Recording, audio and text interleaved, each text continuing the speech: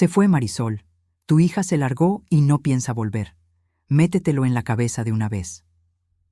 Roberto lo dijo con la boca llena, sin dejar de masticar, con el tenedor apuntando hacia mí como si estuviera corrigiendo a una empleada. En la mesa había caldo de res, tortillas recién hechas, un vaso de agua de Jamaica que yo misma había servido esa mañana. Todo parecía normal. Todo parecía la cena de una familia cualquiera un martes de noviembre. Solo faltaba una silla, la de Camila, y hacía 8 meses que esa silla estaba vacía. «No digas eso», murmuré. «Es tu hija». Era. Se limpió la boca con la servilleta y la aventó sobre el plato. «La que se va no regresa, y tú deberías aceptarlo antes de que te vuelvas loca de tanto llorar». No lloré esa noche. Esa fue la primera cosa que lo desconcertó, aunque él no lo notó todavía. Llevaba 8 meses viéndome deshacer en las madrugadas, pegando fotocopias en los postes, hablando con vendedores del mercado, con choferes de camión, con todo el que quisiera escucharme. Y de pronto, esa noche, me quedé quieta. Recogí los platos, le pregunté si quería más caldo, le dije que estaba cansada y que me iba a dormir temprano. Lo que Roberto no sabía era que esa misma tarde, en su oficina, yo había visto algo en la pantalla de una computadora que él dejó encendida por descuido. Algo que cambió todo. Pero para entender por qué de repente pude servirle la cena con las manos firmes, hay que retroceder. Hay que volver al día en que mi hija desapareció. Y sobre todo, a la vida que yo creía tener antes de eso. Me llamo Marisol Argüello. Tenía 43 años cuando empezó todo esto y vivía en León, Guanajuato, en una casa de la colonia Jardines de Jerez que compramos a crédito cuando Camila apenas caminaba.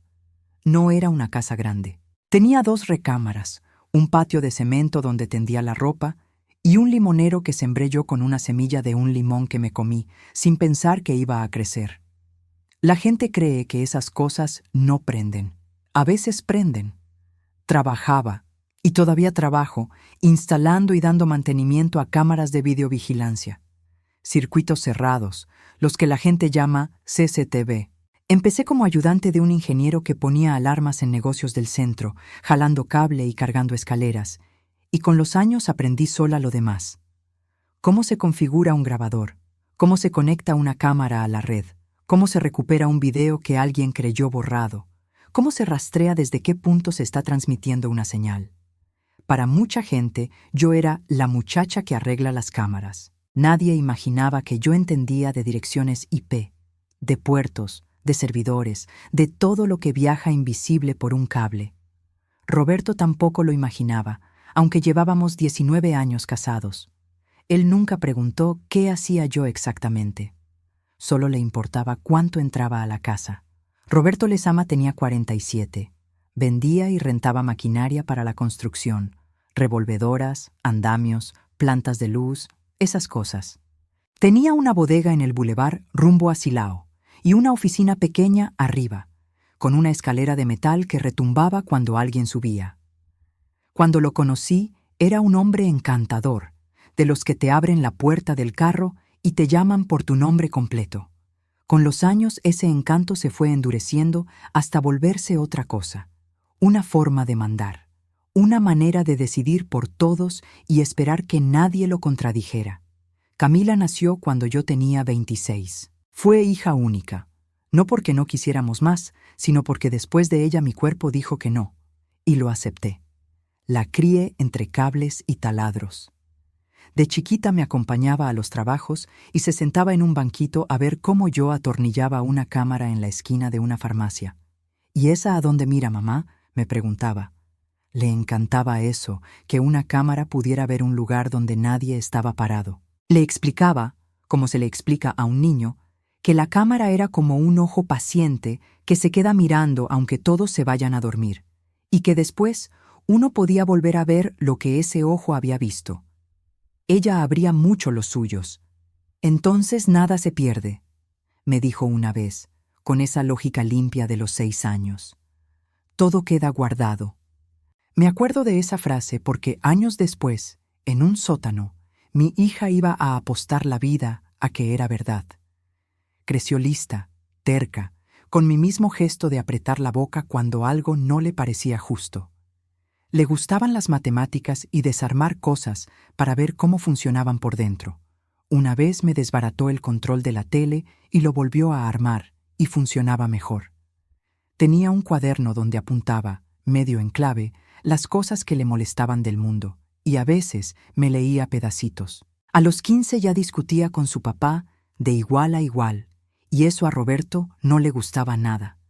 Él era de la idea de que a los hijos se les manda, no se les explica, y Camila era de las que necesitaba que le explicaran o no obedecía. Chocaban como dos piedras.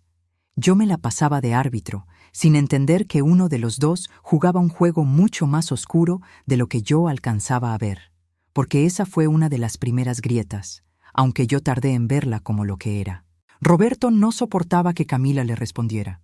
La niña había empezado a notar cosas, que su papá llegaba tarde y olía distinto, que había gastos que no cuadraban, que cuando ella preguntaba algo directo, él se ponía furioso en lugar de contestar. Una vez, en la cocina, la escuché decirle: «Un día voy a saber todo lo que haces, papá». Roberto se rió, pero fue una risa fea. Yo pensé que eran cosas de padre e hija, choques de carácter. No entendí que mi hija había visto algo que yo todavía no veía. La segunda grieta fue el dinero. Roberto empezó a insistir, con una urgencia rara, en que yo firmara unos papeles para reestructurar la deuda de la casa y meterla como garantía de un préstamo para la bodega. Me acercaba las hojas ya dobladas en la parte de la firma, tapándolo de arriba. «Fírmale aquí, es puro trámite, no le muevas». Yo, que me gano la vida entendiendo sistemas, tuve el instinto de leer, y no firmé. Le dije que primero quería revisarlo con calma. Se enojó como si le hubiera escupido. Esa noche durmió en la sala. En ese momento pensé que era orgullo. Hoy sé que era otra cosa. Yo era la única firma que le faltaba para disponer de lo único que estaba a nombre de los dos. Y me negué sin saber lo que estaba negando.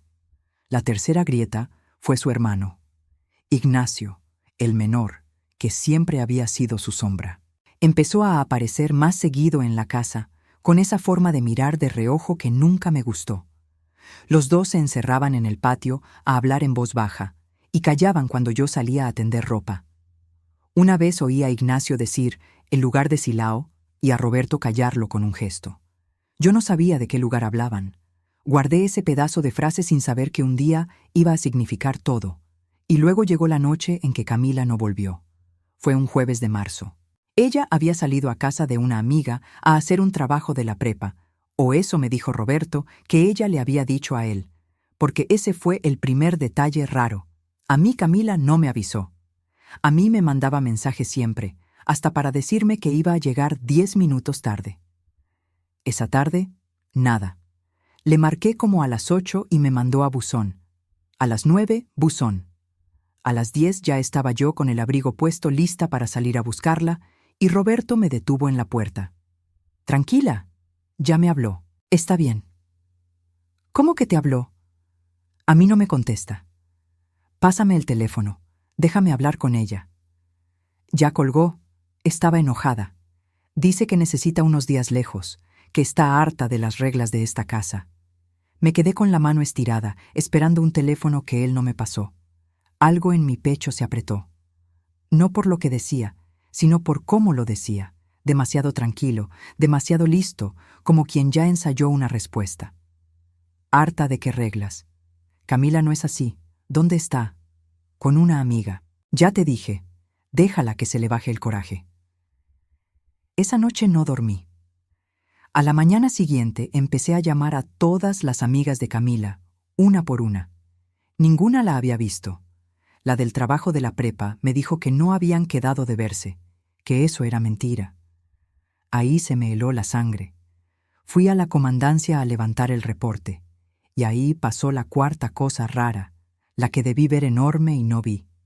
Roberto ya había ido antes que yo. Ya había puesto un reporte diciendo que nuestra hija se había escapado de la casa por problemas familiares. Ya había dejado sentada con papel y sello la versión de la niña rebelde que se va.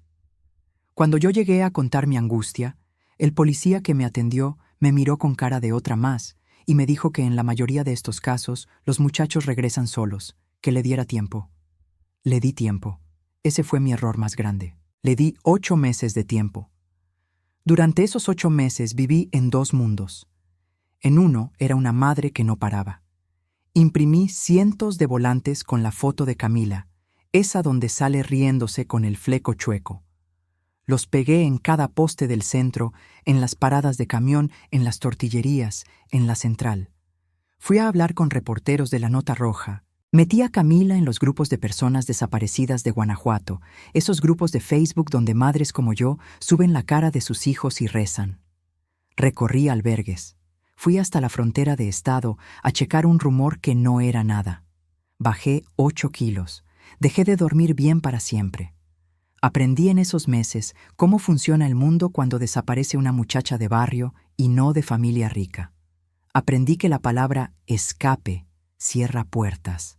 Cada vez que yo llegaba a una oficina, a un módulo, a preguntar por el avance, alguien sacaba el reporte, leía la palabra voluntaria y su cara cambiaba. Se volvía la cara de quien ya decidió que ese caso no vale su esfuerzo. Me mandaban de una ventanilla a otra. Me decían que esperara noticias que nunca llegaban. Una vez una empleada me dijo, sin maldad, casi con lástima, «Señora, a esa edad se van con el novio y regresan panzonas. Ya verá que vuelve». Le sonreí porque no tenía fuerzas para pelear, y en el carro golpeé el volante hasta que me dolieron las manos. Hice cosas que jamás pensé que haría. Me metí a grupos de madres buscadoras, mujeres con chalecos y palas que rastrean donde nadie quiere mirar. Y aunque lo mío era distinto, ellas me enseñaron a no soltar, a documentar todo, a guardar cada papel. Repartí volantes en los cruceros, parada entre los coches con la foto de mi hija en alto, aguantando el sol y las bocinas y las miradas. Aprendí de memoria el número de cada agencia del Ministerio Público. Fui a una funeraria a la que me llamaron por un cuerpo que no era ella, y esa noche, del alivio y del horror mezclados, vomité en el baño y le di gracias a Dios de rodillas porque no era mi hija, y le pedí perdón a la madre de la que sí lo era. En el otro mundo, en mi propia casa, tenía a Roberto repitiéndome que dejara eso, que aceptara que la niña se había ido por su cuenta, que yo lo estaba volviendo un escándalo. La gente ya habla, Marisol. Dicen que no supiste educarla. Deja de andar pegando papeles como loca. Me dolía especialmente cuando lo decía frente a otros, con esa voz de esposo preocupado por su mujer obsesionada, moviendo la cabeza como si yo fuera el problema. A veces, en la madrugada, lo escuchaba hablar por teléfono en el patio, en voz muy baja, y cuando yo salía colgaba. Yo pensaba que estaba con una mujer. Llegué a revisarle el celular una noche, con el corazón en la boca, buscando mensajes de una amante, y no encontré nada, porque el hombre borraba todo con un cuidado que yo confundí con culpa de infiel. Nunca, ni en mis peores noches, se me ocurrió lo que de verdad estaba pasando. Nunca pensé que el silencio de mi esposo no escondía a otra mujer, sino a mi propia hija. Debí sospechar antes. Hubo señales que hoy me queman por dentro. Roberto nunca, ni una sola vez en 8 meses, me acompañó a buscarla. Decía que trabajaba, que alguien tenía que sostener la casa. Cuando yo hablaba de Camila, él cambiaba de tema con una rapidez que no era natural. Un día encontré, en la cochera, una bolsa del súper con cosas que no eran de la casa. Garrafones de agua, comida enlatada, papel de baño, en cantidades que no tenían sentido para 2 personas. Le pregunté y me dijo que era para la bodega, para los veladores. Le creí. Uno le cree a la persona con la que duerme. Ese es el problema. La grieta que por fin lo rompió todo llegó un martes de noviembre, 8 meses después, y llegó por accidente. Ese día Roberto me pidió que fuera a su oficina de la bodega a recoger unos recibos que necesitaba el contador. No era raro. Yo iba de vez en cuando. Subí la escalera de metal que retumbaba, entré a la oficina y él no estaba. Había bajado a atender a un cliente. Sobre el escritorio estaba su computadora encendida. Y en la pantalla, en una esquina, había una ventana abierta que yo reconocí de inmediato, porque de eso vivo. Era la interfaz de un sistema de videovigilancia. Un grabador conectado a una cámara, transmitiendo en vivo. Me acerqué por costumbre profesional, casi sin pensar, y entonces la vi. En la pantalla, en blanco y negro, granulosa, estaba mi hija, Camila, más flaca, el pelo más largo, sentada en el suelo de un pasillo estrecho, con la espalda contra una pared de tabique, abrazándose las rodillas. Viva. Mi hija estaba viva y estaba encerrada en algún lugar, y mi esposo la estaba vigilando desde su oficina, como quien vigila una bodega. No grité. No sé de dónde saqué el silencio, pero no grité. Creo que una parte de mí, la parte que se gana la vida con las cámaras, tomó el control antes que la madre, porque si hubiera gritado, Roberto sube, apaga la pantalla, y yo pierdo lo único que tenía. Así que hice lo que sé hacer. Miré la interfaz. En la barra de arriba estaba el nombre del dispositivo y, lo más importante, los datos de la cámara. Anoté todo en un papelito que me metí en el brasier, la dirección de la transmisión, el número que identificaba al equipo. Y en el borde de la imagen, pegado en la pared del pasillo donde estaba Camila, alcancé a leer un cartel viejo, medio despegado, parte del nombre de una calle y un número. Frac San, tallado, Silao. El lugar de Silao.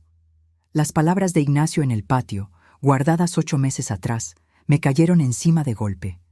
Escuché la escalera retumbar. Roberto subía. Cerré la posición del cuerpo, me alejé del escritorio y agarré una carpeta cualquiera. Cuando entró, yo estaba de espaldas a la computadora, buscando los famosos recibos. ¿Ya los encontraste?, dijo. No están aquí. Ha de haberlos dejado el contador en la casa. Contesté, y me sorprendió lo firme de mi propia voz. Ya me voy. Tengo un trabajo en la tarde. Me miró un segundo de más. Yo le sostuve la mirada como si no acabara de ver a nuestra hija presa en su pantalla. Bajé la escalera con las piernas temblando por dentro y el rostro de piedra por fuera. Subí a mi camioneta de trabajo, arranqué y a 2 cuadras me orillé porque las manos ya no me respondían. Respiré. Y decidí, en ese momento, que no iba a llamar a Roberto, ni a reclamarle, ni a darle un segundo para reaccionar. Iba a hacer 2 cosas: encontrar el lugar exacto y llamar a quien de verdad podía sacar a mi hija de ahí sin ponerla en riesgo. Lo primero lo resolví con lo que soy. Me estacioné en una calle tranquila, saqué el papelito del brasier y lo desdoblé con las manos todavía temblando. Ahí estaba lo que había alcanzado a anotar: la dirección de la transmisión, la referencia del equipo, el pedazo del cartel de la pared. Para cualquier persona esos números no habrían significado nada. Para mí eran un rastro. Llevo media vida configurando estos sistemas. Sé que una cámara conectada a Internet no vive en el aire, sino que se cuelga de una conexión, de un módem, de un domicilio donde alguien paga un recibo cada mes. Sé que una transmisión deja huella de por dónde sale. Con mi teléfono empecé a jalar del hilo. La señal de esa cámara no salía de la bodega. Eso lo confirmé rápido, porque los datos no correspondían a la conexión que yo misma le había visto a Roberto en la oficina. Salía de otro punto. Y ese otro punto, cruzándolo con las herramientas que usamos para ubicar equipos, me dio una zona. No una casa exacta, pero sí un rumbo. Un sector rumbo a Silao. Sentí que el estómago se me caía cuando lo leí, porque ahí, en ese rumbo, estaba un fraccionamiento a medio construir de esos que empezaron a levantar hace años y se quedaron a la mitad con calles trazadas, banquetas y casas sin terminar, abandonado. San Isauro se llamaba el fraccionamiento fantasma. Yo había pasado por la carretera 1000 veces sin mirarlo. Cruzando el pedazo de cartel de la pared, Frac San, con el nombre del lugar y la zona que me marcaba la señal, se me cerró el mapa a unas cuantas manzanas. Suficiente. 8 meses buscando en el estado entero, y mi hija había estado todo el tiempo a 30 minutos de mi cocina. Lo segundo me costó más, porque me temblaba el alma. Pero marqué al 911 y con una calma que no sé de dónde saqué, di el reporte completo. Mi nombre, el de mi hija desaparecida hacía 8 meses con reporte previo, y la información nueva y concreta de que la tenía retenida contra su voluntad en un inmueble en tal zona con estas señas. Di el número de mi reporte viejo. Insistí en que había pruebas. Insistí en que era urgente. Me pasaron con la fiscalía. Una operadora tomó cada dato. Me dijeron que mandarían una unidad, que no me acercara sola, que los esperara en un punto seguro. Pero yo ya estaba manejando rumbo a Silao. Que Dios y la ley me perdonen, pero ninguna madre que ha visto a su hija en una pantalla se queda quieta en un punto seguro. 30 minutos después, con el corazón golpeándome las costillas, entré a las calles muertas del fraccionamiento San Isauro. Era un lugar de miedo, aún sin saber lo que escondía. Casas grises sin ventanas, con las varillas oxidadas saliendo del concreto como huesos. Ni un alma, ni un perro. El polvo se levantaba con el viento y volvía a caer. Fui manejando despacio, comparando lo que veía con la imagen que se me había quedado grabada del pasillo. Y entonces, al fondo de una calle sin nombre, vi una casa distinta a las demás. Estaba igual de sin terminar por fuera, pero tenía una reja de metal nueva, con candado, y las ventanas tapiadas con bloc. Alguien había cerrado esa casa a propósito. Alguien no quería que nadie viera adentro. Y arriba, en una esquina de la fachada, disimulada, había una cámara. La misma marca que yo instalo. La reconocí como quien reconoce su propia letra. Me estacioné a media cuadra. El teléfono me avisó que la patrulla venía en camino, a unos minutos. Y en esos minutos, los más largos de mi vida, pasó algo que no había planeado. Bajé de la camioneta, caminé hasta la reja y grité el nombre de mi hija. Camila, Camila, soy mamá. Aquí estoy. Silencio. El viento. Mi propia respiración. Y después, muy débil, desde el fondo de la casa, desde abajo de la casa, un golpe. Y otro. Y una voz que yo habría reconocido entre un millón, quebrada, ronca de no hablar, pero suya. Mamá, mamá, estoy aquí abajo. Mamá, ayúdame. Me aferré a la reja con las dos manos y sentí que el mundo entero se me venía encima y al mismo tiempo se acomodaba por fin en su lugar. Estaba viva. Mi hija estaba viva y me estaba llamando. Grité que ya venía la ayuda, que resistiera, que no estaba sola, que su mamá ya la había encontrado. La reja no cedía. El candado era grueso. Golpeé, forcejeé, me lastimé las manos. No podía entrar. Y esa impotencia, la de estar a 3 metros de mi hija y no poder tocarla, es algo que no le deseo a nadie. Entonces llegó la patrulla. 2, en realidad, con las torretas encendidas y sin sirena. Bajaron los oficiales y detrás una camioneta de la fiscalía con 2 personas de investigación. Yo me identifiqué a los gritos. Les dije que mi hija estaba adentro, en un sótano, que la estaba oyendo. Un oficial habló hacia la casa. Camila contestó desde adentro. Con eso les bastó. Un elemento cortó el candado con una herramienta. Entraron y al fondo de la construcción, bajo una escalera provisional, había una puerta de lámina asegurada con un pasador por fuera. Un cuarto que iba a ser bodega o cisterna y que alguien había vuelto una celda. La abrieron. No me dejaron entrar primero, por protocolo. Y esos segundos en que ellos bajaron y yo me quedé afuera, oyendo pasos en la oscuridad de esa casa, fueron una eternidad. Escuché una voz de oficial decir: aquí está la muchacha, está bien, está consciente. Y entonces la sacaron a ella hacia la luz. La luz del sol le pegó en la cara después de 8 meses de penumbra, y la vi entrecerrar los ojos, protegerse con la mano, tambalearse. Y cuando volví a ver a mi hija de cuerpo entero, después de 8 meses, después de darla por muerta tantas noches, después de imaginarla en fosas y en morgues, me arrodillé ahí en el polvo del fraccionamiento fantasma y la abracé como si pudiera meterla otra vez dentro de mí para protegerla. Olía distinto, olía a encierro, a humedad, a miedo. Estaba flaca, tan flaca que la sentí quebradiza entre mis brazos, pálida, sucia, con una ropa que no era suya, con el pelo enredado y largo, con los ojos hundidos, pero estaba entera. Estaba respirando, Su corazón latía contra el mío.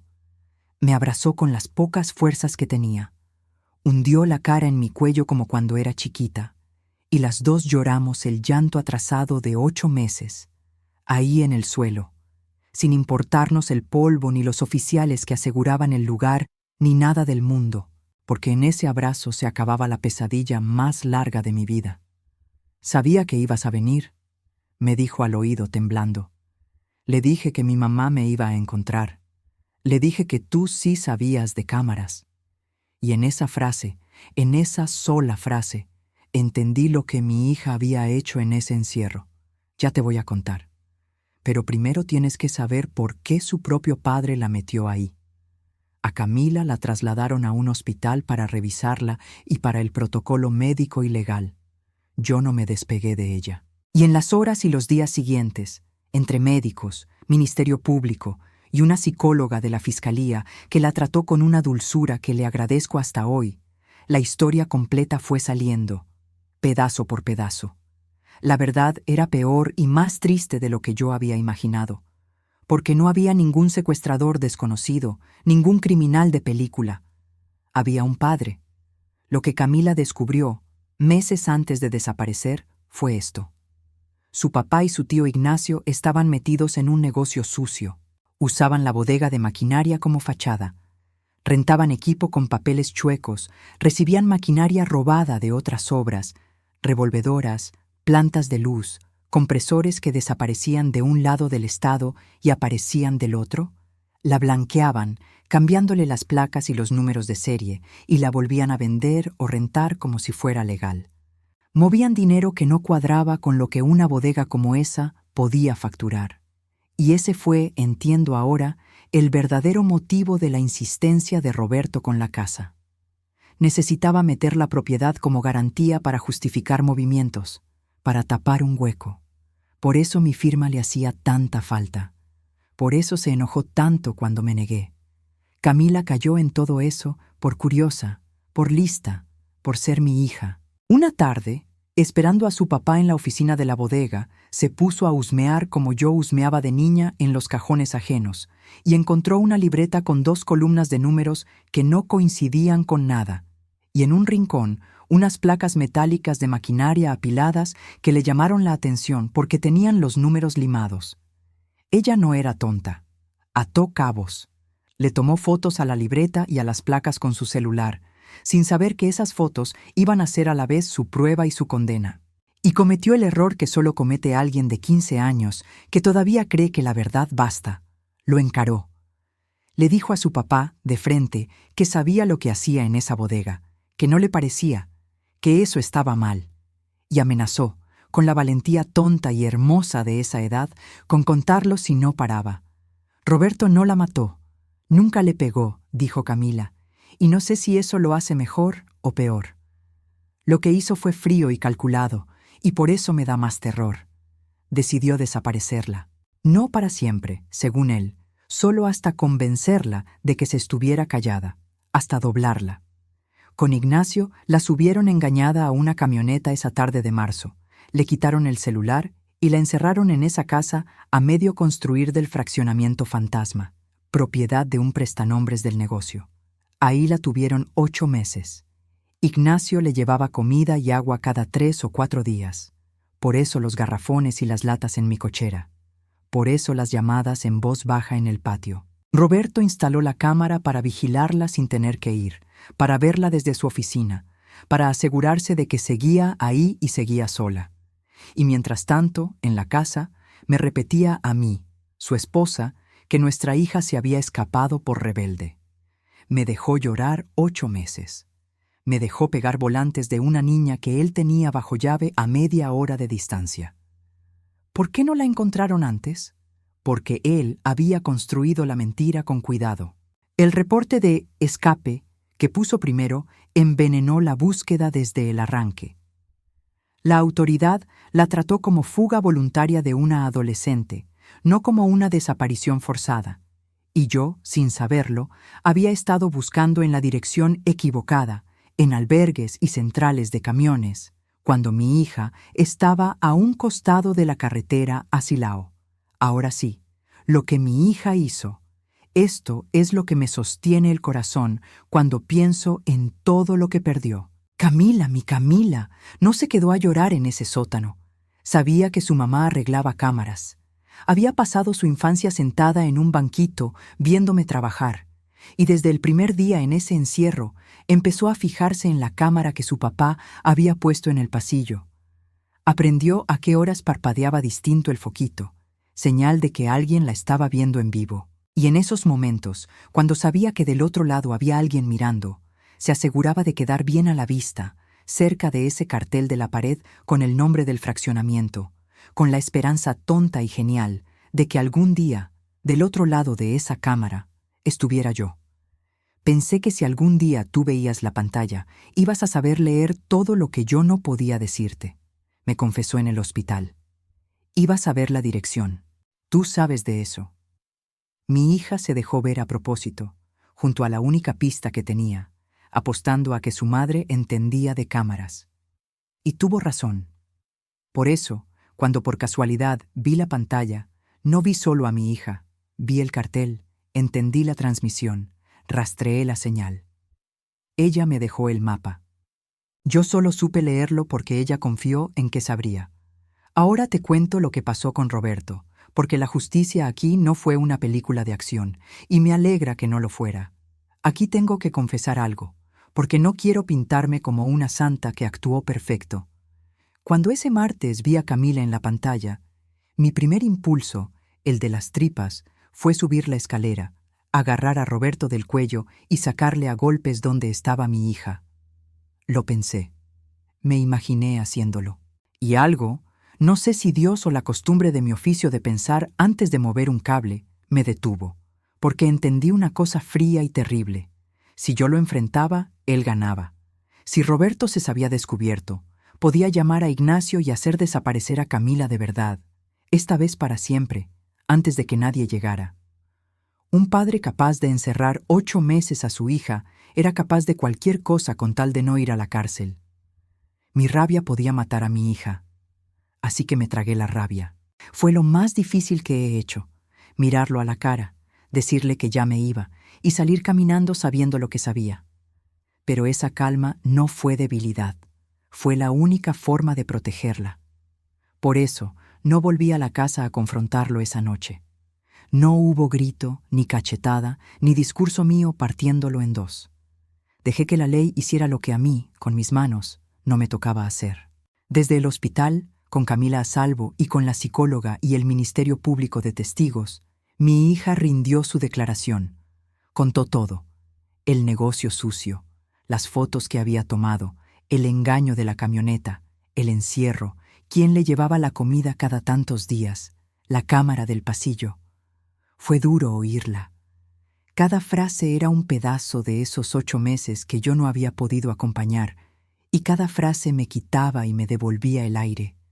Yo entregué lo que tenía, el papelito con los datos de la transmisión que anoté en la oficina, y algo más que Roberto nunca supo que yo guardaba, y que resultó ser la pieza que faltaba, porque durante años, en la entrada de nuestra propia casa, había una camarita doméstica que yo misma instalé, de esas que la gente pone para ver quién toca el timbre. Grababa en un disco pequeño y se iba sobreescribiendo, pero yo, obsesiva con mi oficio, tenía la maña de respaldar de vez en cuando lo que me parecía importante, y meses atrás, sin motivo especial, había hecho un respaldo que abarcaba justo el mes de marzo. Se me había olvidado por completo. Cuando la fiscalía me pidió cualquier registro que tuviera, me acordé, corrí a buscar ese disco, y ahí estaba, la tarde en que mi hija se fue. En la grabación se veía la camioneta de Ignacio parada afuera de la casa a una hora que no cuadraba con nada de lo que Roberto había contado. Y se veía a Camila salir y subir a esa camioneta con su tío, sin una maleta, sin una mochila, sin nada, volteando hacia atrás, no como quien se escapa de su casa por voluntad propia, sino como quien es llevado.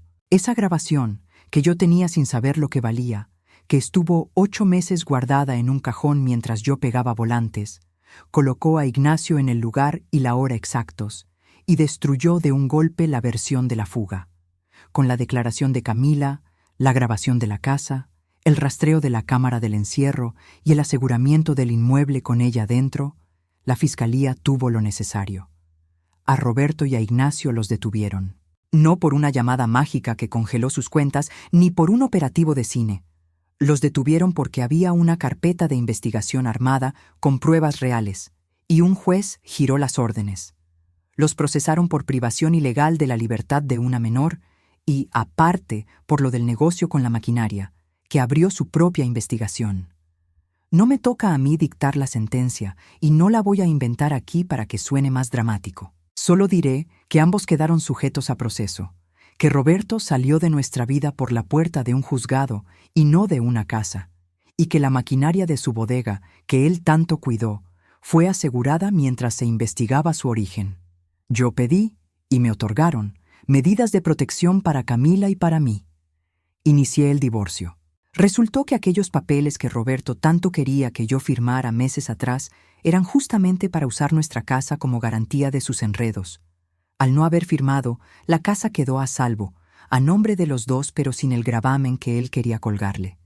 Esa negativa mía de una noche de orgullo, que él castigó durmiendo en la sala, resultó ser lo que dejó un techo firme bajo los pies de mi hija cuando todo lo demás se cayó.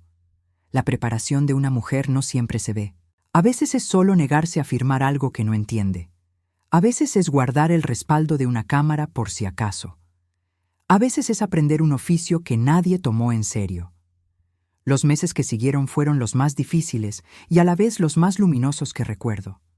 Sacar a un hijo de un pozo no termina cuando lo abrazas en el polvo. Ahí apenas empieza. Camila tardó en volver a dormir con la luz apagada.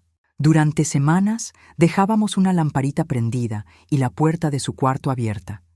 Y a veces yo la encontraba a medianoche sentada en mi cama, nada más para oírme respirar. Al principio no soportaba los espacios cerrados. Si se cerraba una puerta detrás de ella, se le aceleraba la respiración y se le llenaban los ojos de un miedo animal que me partía. Tuvimos que quitar el pasador del baño. Tuvimos que aprender, las dos, a que ninguna puerta de esa casa volviera a sonar como una cerradura. Comía poco. Había pasado 8 meses con hambre y su cuerpo se había olvidado de confiar en que iba a haber comida mañana. La psicóloga me explicó que eso era normal, que el cuerpo guarda el miedo aunque la cabeza ya sepa que está a salvo y que sanar iba a ser lento. Y fue lento. Empezó terapia con una psicóloga especializada, 2 veces por semana al principio. Hubo días buenos, días en que la escuchaba reírse otra vez con un video en el celular y se me llenaba el pecho. Y hubo días en que no quería salir de la cama, en que se quedaba mirando la pared sin hablar y aprendí a no empujarla, a estar ahí sin exigir, a sentarme a su lado en silencio hasta que ella quisiera. Hubo una noche en que por fin lloró de rabia, no de miedo, y me gritó cosas horribles que no eran para mí sino para su papá, y yo la dejé gritar y la abracé cuando terminó, porque entendí que esa rabia era la vida volviendo. Aprendí que la paciencia también es una forma de amor, quizá la más difícil, que a veces amar es solo quedarse, callada, sin arreglar nada, dejando que el otro sane a su ritmo. Nos cambiamos de casa un tiempo, a un departamento rentado en otra colonia, porque la nuestra se le había llenado de fantasmas a Camila.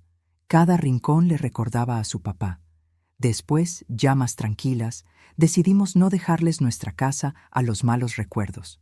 La pintamos entera de colores nuevos, un color que eligió ella, un verde como el del limonero. Y regresamos. Cambiar el color de las paredes no borra lo que pasó, pero le dice a una que la vida sigue siendo suya y no de quien intentó robársela. Volví a trabajar. Nunca dejé de trabajar del todo, porque alguien tenía que sostenernos, pero volví con la cabeza en su lugar. Y pasó algo que no esperaba. Mi oficio, ese que Roberto nunca respetó, empezó a sanarme a mí también. Un día una señora del barrio, madre de familia, me pidió que le pusiera una cámara en su casa porque se sentía insegura. Se lo puse.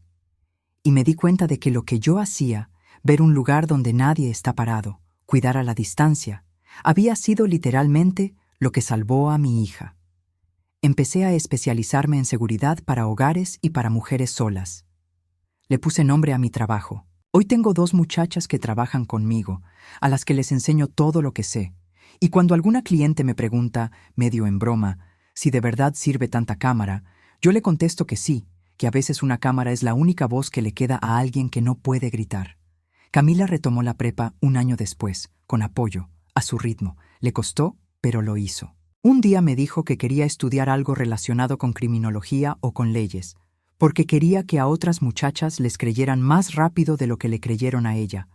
No sé si al final estudie eso, solo sé que la niña que encerraron para callarla salió con más ganas de hablar, y eso, para mí, es la única victoria que importa. De Roberto casi no hablamos. Camila decidió no verlo, y yo respeté su decisión sin empujarla ni en un sentido ni en otro. No siento por él odio. El odio también ata, y yo ya estuve atada demasiado tiempo. Siento algo más frío y más limpio. La certeza de que ese hombre eligió su bodega, su dinero sucio y su orgullo por encima de su propia hija, y que ninguna sentencia le va a devolver lo que tiró a la basura con sus propias manos. Él perdió a Camila para siempre, y la perdió él solito, sin que yo tuviera que quitársela. La justicia no siempre hace ruido. A veces es nada más un juez firmando, una madre recogiendo a su hija del polvo, y una casa que vuelve a pintarse de verde. A veces pienso en esos 8 meses en que serví la cena, lavé la ropa y dormí al lado de un hombre que tenía a mi hija encerrada, y me da un vértigo que no se me quita. Pude no haber ido a esa oficina ese martes. Roberto pudo haber apagado la pantalla un minuto antes. Camila pudo haberse rendido en ese sótano y no haberse asomado a la cámara. Todo se sostuvo de hilos finísimos. Pero uno de esos hilos no fue casualidad. Fue mi hija, que se acordó de quién era su madre y de lo que su madre sabía hacer, y me dejó una pista sabiendo que yo iba a saber leerla. Nos salvamos porque una vez, hace muchos años, una niña se sentó en un banquito a verme atornillar una cámara y me preguntó a dónde miraba. Yo le enseñé, sin saberlo, el idioma que un día usaría para pedir auxilio. Si algo aprendí de todo esto, es que nunca subestimes a una mujer callada, ni el trabajo que nadie mira. Durante años yo fui la que arregla las cámaras, la esposa que firma o no firma, la que sirve el caldo. Nadie, y menos el hombre que dormía a mi lado, imaginó que en esas manos manchadas de grasa y en esa cabeza llena de cables, estaba la única persona capaz de encontrar a mi hija. A las madres nos entrenan para hacernos chiquitas, para aguantar, para no hacer escándalo. Pero hay un momento en que hacerse chiquita deja de ser virtud y se vuelve peligro. El día que vi a Camila en esa pantalla, dejé de encogerme para siempre. Hoy tengo a mi hija dormida en la recámara de al lado, con la luz apagada, por fin, y la puerta entreabierta nada más por costumbre. Tengo mi limonero, que sobrevivió a todo. Tengo un trabajo que ahora entiendo que es un cuidado. Y tengo esta certeza que le regalo a quien me esté escuchando. No importa cuánto te hayan hecho creer que no vales, que no sabes, que estás loca por buscar. Si tu instinto te dice que algo está mal, no lo apagues. A veces esa vocecita terca es lo único que separa a alguien que amas de perderse para siempre. Si esta historia te movió algo por dentro, o si tú también has tenido que confiar en tu instinto cuando nadie más te creía, cuéntamelo aquí abajo en los comentarios. Me gusta leer a cada persona que se toma el tiempo de compartir su historia. Y si quieres acompañarme en los relatos que vienen, suscríbete y quédate, que aquí siempre habrá un lugar para las mujeres a las que alguna vez subestimaron.